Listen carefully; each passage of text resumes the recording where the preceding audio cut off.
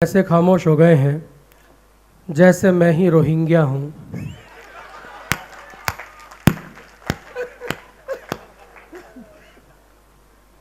इतना अच्छा इन्होंने कहा, विधायक जी ने इतना अच्छा कहा, फिर भी भीड़ में ऐसे लोग बैठे हैं जिन्होंने कार्यक्रम शुरू होने से लेकर अब तक एक भी बार ताली नहीं बजाई है। वो अब भी नहीं बजाएंगे, पीछे अब भी नहीं बज रही है। कुछ लोगों के शक्ल पे ऐसी उदासी होती है सुमित भैया, जैसे उनकी पत्नी ने आज ही नीला ड्रम खरीदा हो।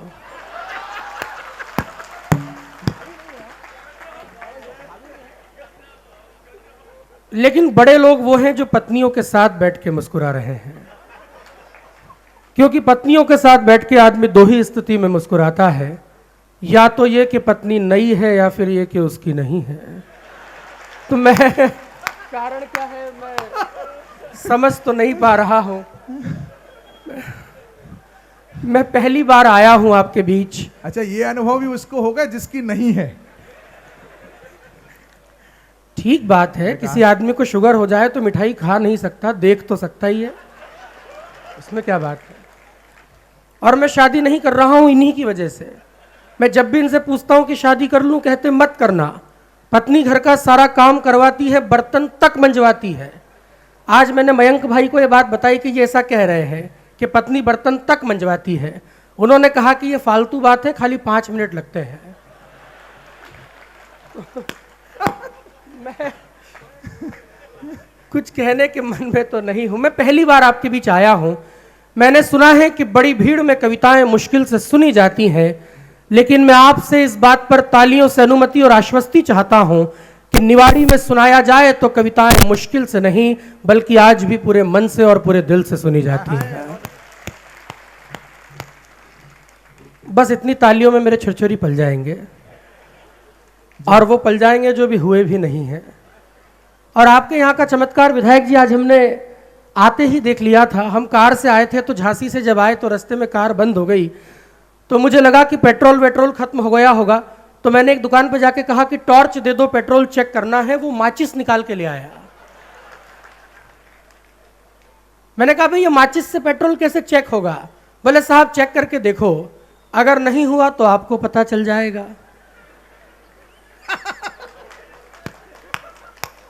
अब क्या एक एक के कान में आके कहूं कि ताली बजाओ? बहुत बढ़िया है, शुरू करो। आइए मैं भी शुरू करता हूं। सबने आपको सुनाया, मातृशक्ति को प्रणाम है। आज आप कवियों की सुनने आई हैं। अन्यथा भारत की महिलाएं अपने पति को 2 घंटा लेक्चर देने के बाद ये कहती हैं कि मैंने तो आजकल इनसे कुछ कहना ही छोड़ दिया है। ये भुगत भोगियों की तालियां हैं, मैं समझ रहा हूं। इस बात पे जिनकी तालियां चूक गई हों वो अगली बात पे बजा दीजिएगा। महिलाएं शक्ति का रूप होती हैं, क्योंकि शादी से पहले जिस महिला को देखने के लिए पूरा खानदान आता है, वो शादी के बाद अकेली ही पूरे खानदान को देख लेती है। बेटा इसलिए नहीं हो रही तेरी। लेकिन ये पंक्ति भी ईमानदारी से कहूं इस बड़ी धरती पर खड़ा होकर कि 14 फरवरी के दिन, वैलेंटाइन डे के दिन, अगर प्रेमी का साथ न हो तो कोई खास फर्क नहीं पड़ता, लेकिन रक्षाबंधन के दिन अगर ये कलाई सुनी रह जाए तो लगता है कि जिंदगी में कुछ तो है जो अधूरा सा रह गया है।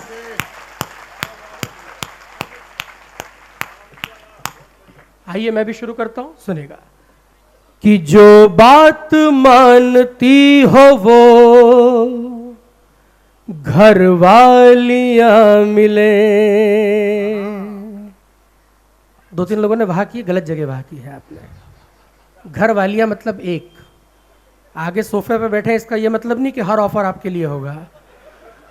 अच्छा, ये घर वालियां इसलिए कहना पड़ता है सुमित भैया, हमारे मोहल्ले में एक भाभी जी हैं, उनके 3 बच्चे हैं। मुझे समझना शुरू कीजिएगा, थोड़ा बारीक बातों का कवि हूं। 3 बच्चे हैं भाभी जी के और तीनों का नाम सत्यनारायण है। तो मैंने कहा कि भाभी जी दिक्कत हो जाती होगी, एक को बुलाते होंगे तो सभी आते होंगे। तो शर्मा के बोली कि नहीं भैया, इनके सरनेम अलग अलग हैं। मैं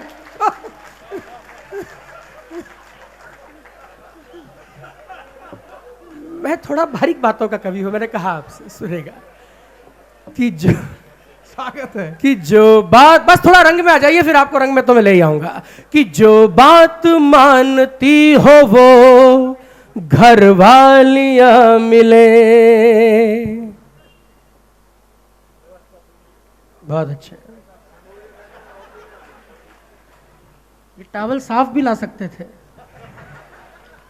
चलिए ठीक बात है, अभी कुछ नहीं कहूंगा मैं, जो करना है कर लीजिए, पेमेंट बाकी है। आइए बेटा तुम्हारे जो- लिए तो काली लाते, वो अगर लाते तो।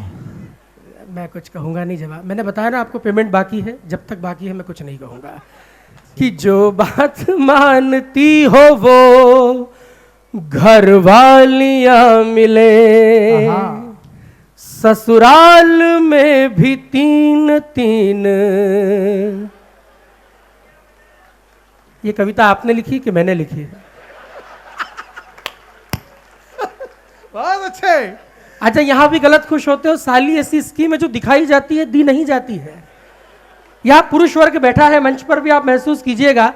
साली अगर थोड़ी सी भी सुंदर निकल जाए तो ससुर जी को देख के ये लगता है कि जब तुम्हारे घर में ये रसगुल्ला था तो फिर मुझे ये दही बड़ा क्यों दिया। अच्छा, ये दो चार तालियां तो कूट के बजी हैं।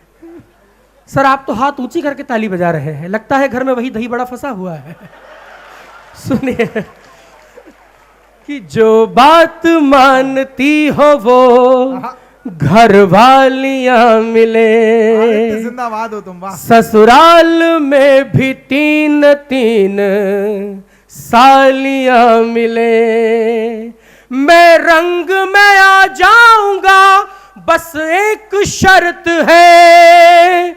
मैं रंग में आ जाऊंगा बस एक शर्त है। गर एक बार जोरदार। अरे तो जिंदाबाद भाई, वाह वाह वाह वाह वाह।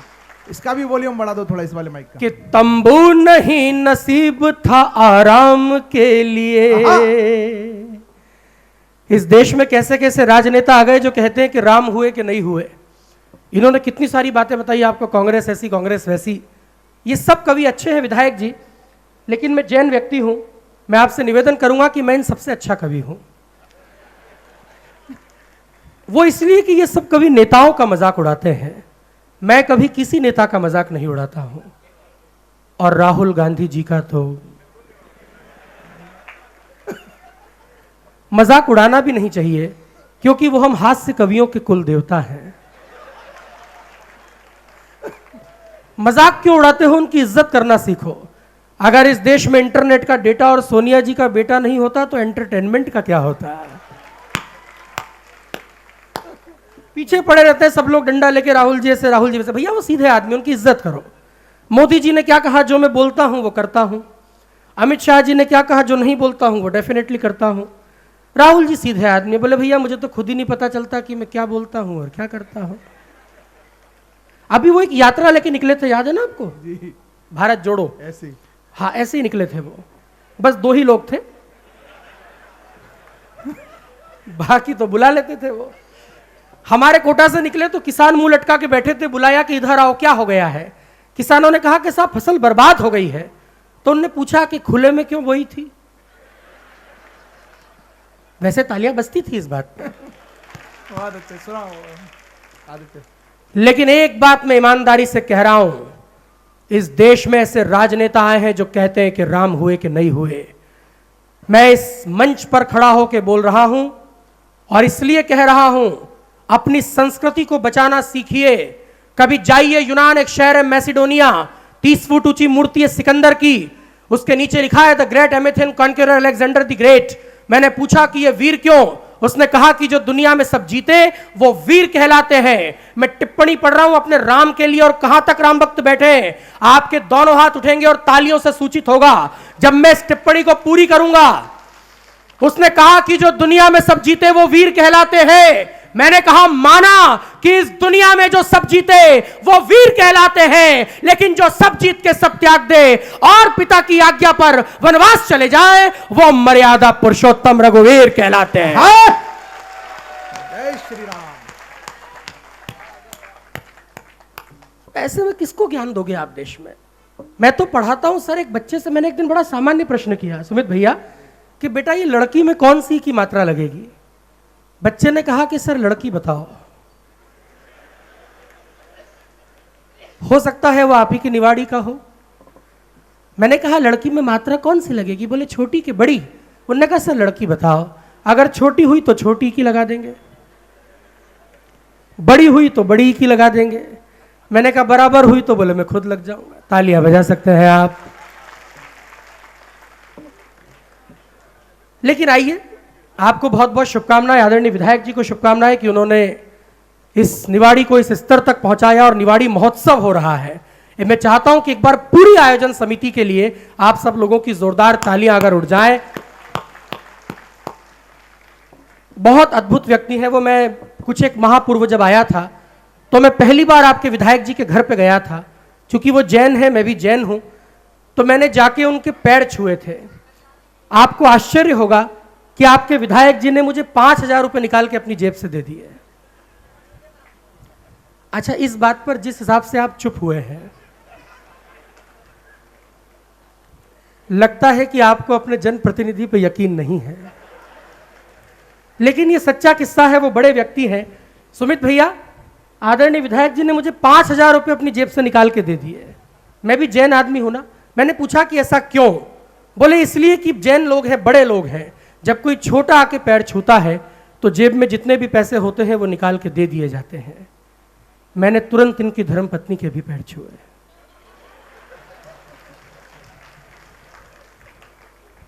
पांच और आ गए।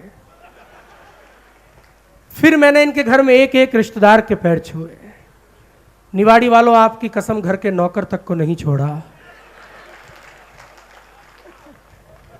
4-5 बार उसके भी पैर पड़ आया था।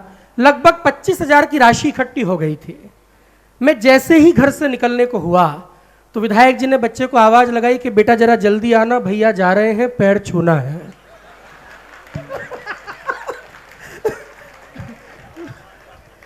तालियां गलत जगह बजाते हैं आप। तालियां बड़ी आनी चाहिए और अगली बात पे आनी चाहिए और सबकी आनी चाहिए। बात यह नहीं है कि 25 गए, बात यह है कि पहले के जो मेरी जेब में 1700 थे।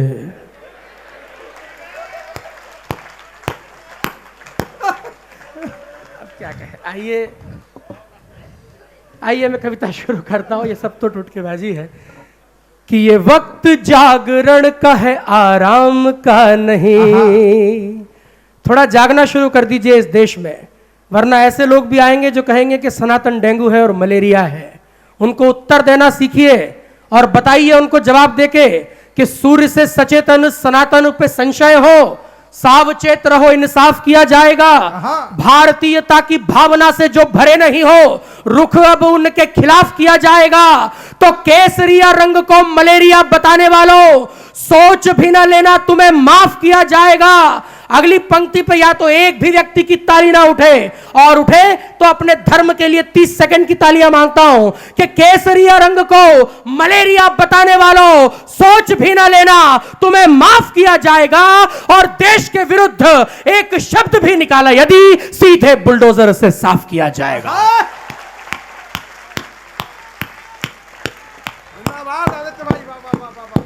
हमने कैसे कैसे लोगों को आदर्श चुन लिया अपने देश में। पाकिस्तान के आदमी को हमने क्या बना दिया? वायरल बना दिया, सुपरस्टार बना दिया। वो भी उस पाकिस्तान के जहां लोगों को आटा नसीब नहीं हो रहा है। सुमित भैया, कंडीशन है, एक भिखारी मिला दिल्ली में, निवाड़ी वालों नई सूचना दे रहा हूं। उसने कहा कि साहब भीख दो। मैंने कहा क्यों? बोले साहब भीख दो, मैं पाकिस्तान का हूं। तो मैंने कहा पाकिस्तान का है तो पाकिस्तान में जाके भीख मांग। बोला साहब वहां किससे भीख मांगू, वहां तो सारे ही भीख मांग रहे हैं। मैंने आपसे कहा ना, तालियां आप गलत जगह ही बजाते हैं। स्वागत है। तालियां बड़ी आनी चाहिए और अगली बात में आनी चाहिए। मैंने कहा कि भीख मांग रहा है तो वहां जाके मांग। बोले साहब वहां तो सारे ही मांग रहे हैं। मैंने कहा ऐसा नहीं है, तुम्हारे जो शहबाज शरीफ साहब हैं उनसे जाके मांग। उसने कहा कि मैं ही तो हूं। ऐसे लोग सुपरस्टार हो गए सुमित भैया। देश के दलालों को दीवारों पे सजाया गया, गाथाएं सुनाई वंशवादियों के जाप की। मैं इसलिए कह रहा हूं कि मैं राजस्थान की धरती से आया हूं। इस देश में जब सनातन का दिया मुगलों की आंधियों से बुझने वाला था, तो सबसे पहले उसकी रक्षा में जो 2 हाथ खड़े हुए थे, वो हाथ मेरी धरती से महाराणा प्रताप के खड़े हुए थे। और हमने कैसे हीरो चुने अपने। देश के दलालों को दीवारों पे सजाया गया, गाथाएं सुनाई वंशवादियों के जाप की, शूरता के वीरता के प्रश्न सभी फाड़े गए, आरतियां गाई आता ताइयों के बाप की। तो कभी हल्दी घाटी वाली माटी में भी झांकिएगा, आएगी तुम्हें आवाज चेतक की टाप की।